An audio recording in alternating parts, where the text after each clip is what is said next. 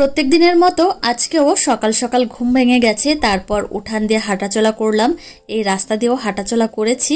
আর এখন দাঁড়িয়ে রয়েছি, এই যে দৌড়াচ্ছে এই পুচকাটা, এর দৌড়ানো দেখছি।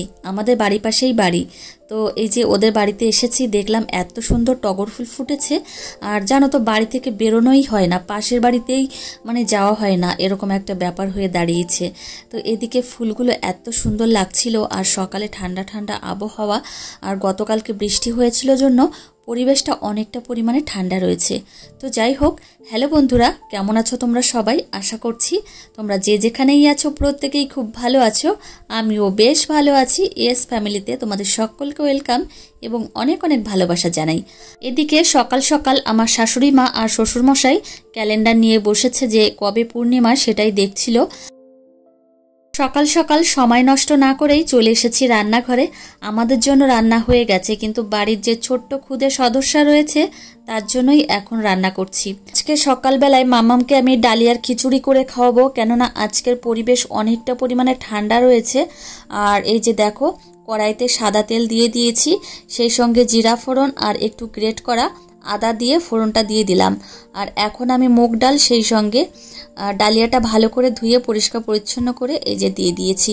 অবশ্য কিন্তু আমি মুগ ডাল আগে একটু ভেজে নিয়েছি, আর ভেজে নিলে কিন্তু অনেকটা ভালো লাগে খিচুড়িটা খেতে। আর ডালের যে একটা কাঁচা গন্ধ, মানে বিশেষ করে মুগ ডালের, সেটা কিন্তু থাকে না। তো এখন আমি রান্নাটা কড়াইতেই করব, কেননা আজকে আমি প্রেসার কুকারে করব না। আর এই খিচুড়িটা আমি ঢেকে ঢেকে রান্না করব। তো এদিকে আমি পরিমাণ মতো জল দিয়ে দিলাম, আর একটু বেশি পরিমাণে জল দিতে হবে, তো একটু বেশি পরিমাণে জল দিয়ে দিয়েছি। এখন এই যে আমি রান্নাটা করছি। ডালিয়ার খিচুড়ি রান্না করতে বেশি একটা সময় লাগে না। প্রেসার কুকারে রান্না করলে 3টে সিটি দিলেই কিন্তু রান্না একদম কমপ্লিট হয়ে যায়। আজকে মামামের জন্য আমি কড়াইতেই রান্না করছি, আর রান্নাটা প্রায় শেষের দিকে। আর এর মধ্যে কিন্তু আমি দিয়েছিলাম গাজর, সেই সঙ্গে বিনস, আলু দিয়েছিলাম, আর অনেক ধরনের সবজি দিয়েছি এর মধ্যে। ভেবেছিলাম একটু শাক দেব, কিন্তু সকাল সকাল আমার শ্বশুরমশাই আজকে বাজার করে আসেনি, ওই জন্যই কিন্তু দিইনি। প্রত্যেকদিন যেহেতু আমাদের বাড়িতে শাক নিয়েই আসে, তো আজকে আমার শ্বশুরমশাই বাজার করে আসেনি জন্য দিলাম না আর কি।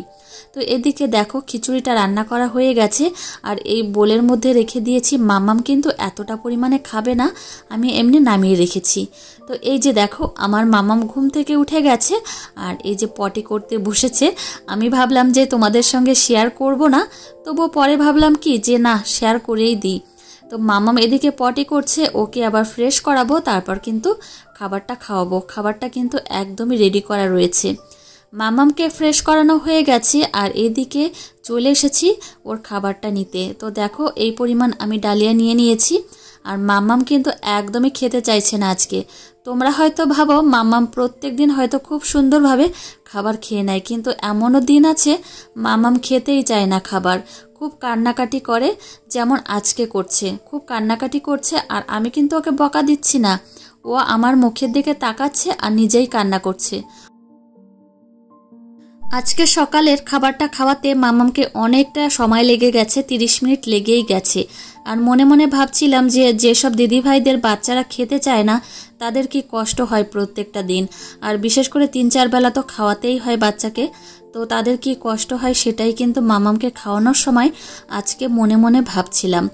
যাই হোক, মামামকে সকালের খাবারটা খাইয়ে আমি আবার বাইরে চলে এসেছি।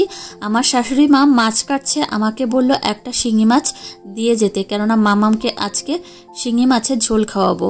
আর আমার শ্বশুরমশাই আজকে ইলিশ মাছ এনেছে জন্য মামামকে কিন্তু এখনো ইলিশ মাছ খাওয়াইনি, তো শিঙি মাছের ঝোল করেই কিন্তু খাওয়াবো। খাওয়ার সময় মামামের জামা প্যান্ট একদমই ভিজে গেছিল, ওই জন্য এই জামাটা পরিয়ে দিয়েছি। এখন ও দাদা ভাইয়ের সঙ্গে কিন্তু এইভাবে কোলে উঠে ঘুরে বেড়াবে, আবার দৌড়াদৌড়ি করবে।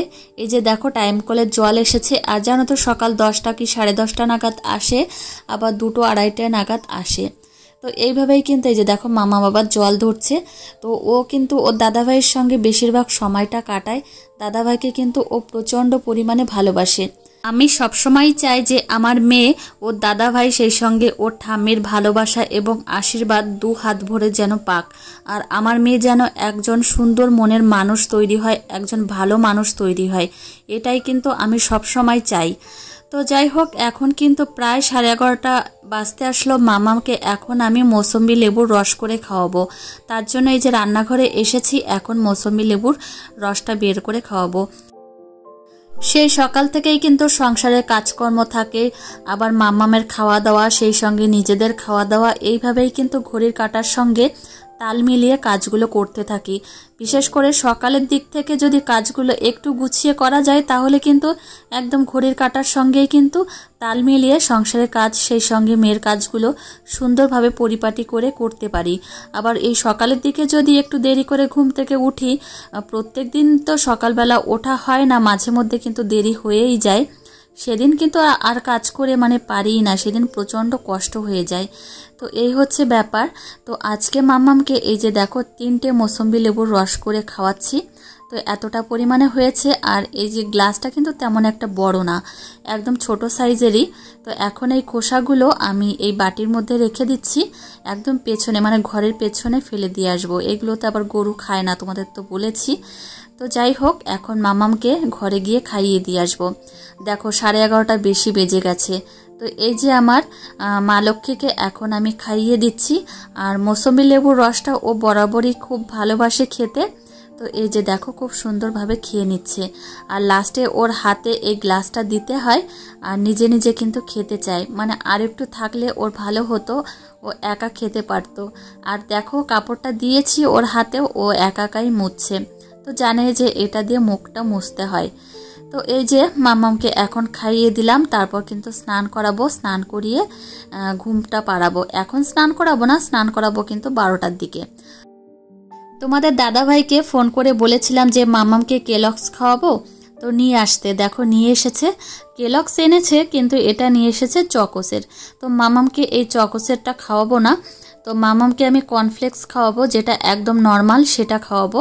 তো এটা আমি ফেরত দেওয়াবো, কেননা এটা আমি খাওয়াবো না। তো যাই হোক, এটার দাম নিয়েছে 199 টাকা। মামামকে আমি বেশ কিছুদিন ধরেই এই ডায়াপারটা পরাচ্ছি। এই ডায়াপারটা খুবই ভালো, তো এক্সেল সাইজের পরাই। তো তোমাদের দাদা ভাই অনলাইনে অর্ডার দিয়েছিল, এই যে দিয়ে গেছে। তো অনেক বড় একটা প্যাকেট, অনেক দিন চলে যাবে। তো একটা না, দুটো অর্ডার করেছিল একসঙ্গে, তো তোমাদের একটা দেখালাম। তো অনেকগুলো প্যান্ট। তো যাই হোক, খুবই কিন্তু ভালো। আর এদিকে ছোট একটা প্যাকেট, এখানে দেখো এটা ইউজ করাচ্ছি মামামকে। তো একই কোম্পানির, খুব ভালো। এখানে 34টা প্যান্ট থাকে, আর আগেরটায় গেল ওটা থাকে 56টা।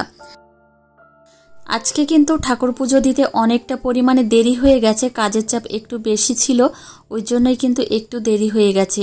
আর ঘরে এসেছি, দেখলাম মাম্মাম এই যে দেখো টেবিলটার উপরে বসে রয়েছে। এখন জানো তো এই টেবিলের উপর বসে থাকে, আমার প্রচণ্ডই ভয় লাগে।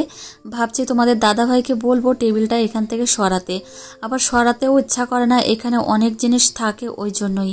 আর মাম্মামকে এই যে স্নান করিয়ে নিয়ে এসেছি, এখন কিন্তু 12টার বেশি বেজে গেছে।